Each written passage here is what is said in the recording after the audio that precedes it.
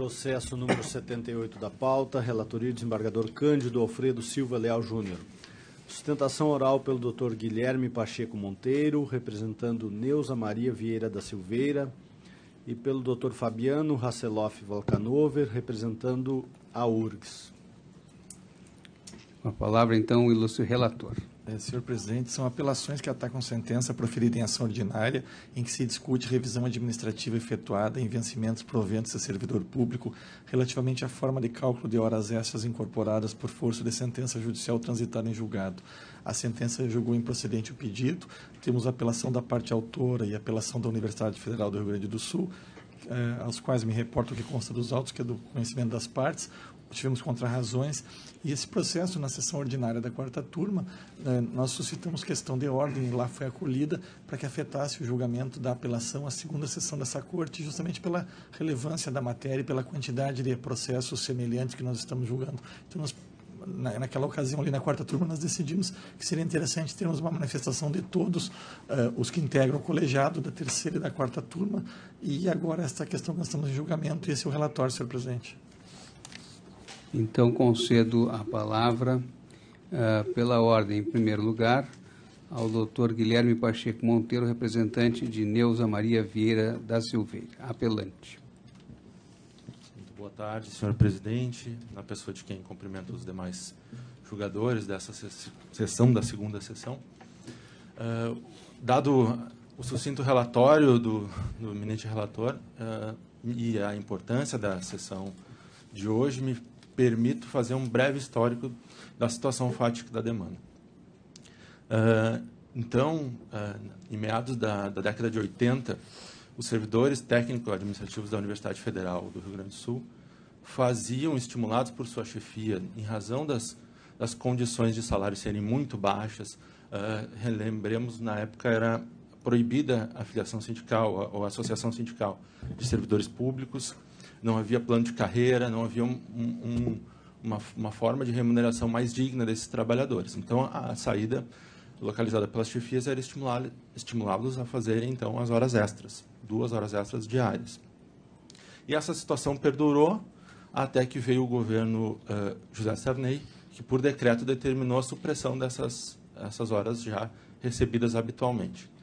Naquele momento, os servidores entraram coletivamente em ações trabalhistas na Justiça do Trabalho, que determinou a manutenção, dada a frequência e habitualidade de recebimento dessas parcelas, a manutenção do seu patrimônio jurídico dessas parcelas ad eterno. Após, na década de 90, veio o regime jurídico único, transformando os cargos públicos, os empregos públicos em cargos públicos. Então, na década de 2000, o TCU, analisando as contas de diversas autarquias no Brasil, determinou a supressão dessas verbas, particularmente das horas extras incorporadas, por entender incompatível com o regime jurídico único estatutário. E afinal, em 2017, em razão de uma auditoria do TCU de cumprimento daquela decisão de 2004, determinou, então, que a universidade suprimisse essas parcelas. Então, excelências, dada já o contexto fático histórico, nos remonta a uma situação fática que deveria, já pela coisa julgada, estar pacificada, mas não é o que acontece no caso.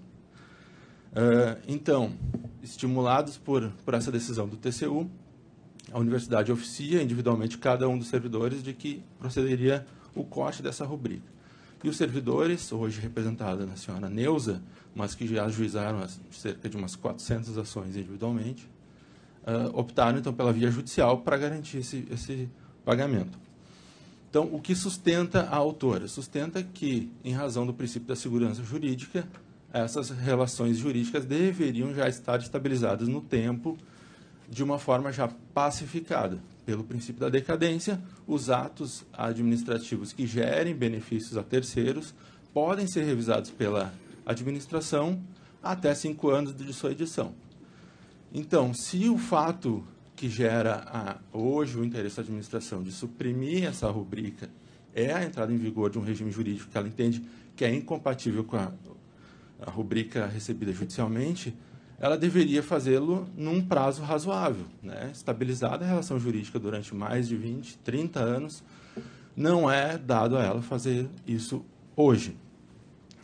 Mas eu me permito avançar um pouco mais no argumento da autora para verificar o argumento da parte ré. Então, a parte ré, em defesa judicial, sustenta a aplicação para o caso da tese do STF de que os reajustes judiciais concedidos por decisão judicial devem ser suprimidos ou absorvidos à medida em que reestruturações de carreira, reajustes sejam dados à categoria espontaneamente pelo governo.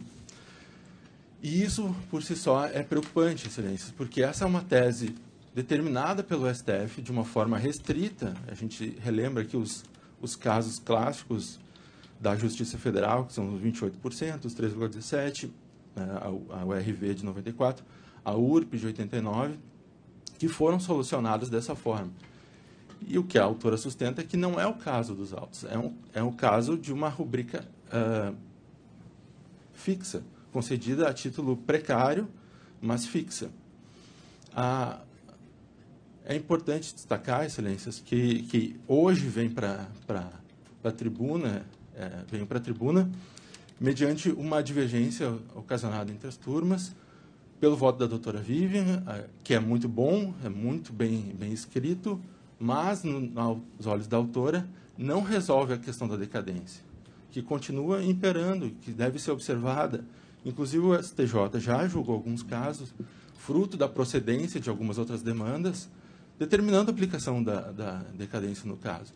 Então, Excelência, o que vem à tribuna, a parte autora requerer é que se observe a decadência no caso concreto. O que precisam esses autores, esses servidores, é de segurança jurídica.